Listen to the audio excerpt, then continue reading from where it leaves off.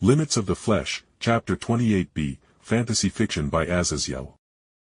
I made sure to give Monet's breasts all the love and care I could as EI did her best to use her mouth to milk me for all I was worth, and frankly, I hadn't had any private time to do anything like this since I came to the world of DxD. So, the feeling of Monet speaking sweet nothings to me as she held my face into her tits finally set me off, with me groaning into the nipple stuffed into my mouth as I began shooting my load into EI's mouth, and she pulled back up to the tip of my cock so she could actually use her hands to pump my manhood of all its semen and just generally wrung me out.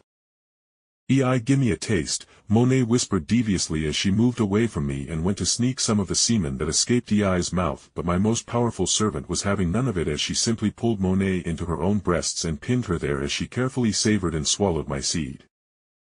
"No, Monet, that was my reward. Get it on your own time.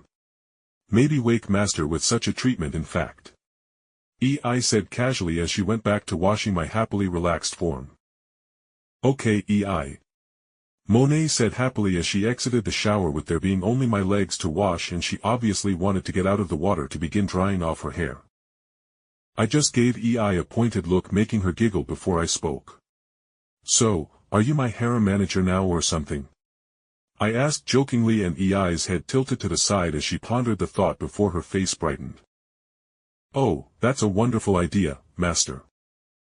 I may have forgotten, even in Genshin Impact, EI was perfectly fine with harems and even being in one herself. Rias was going to be ticked at not being the head wife.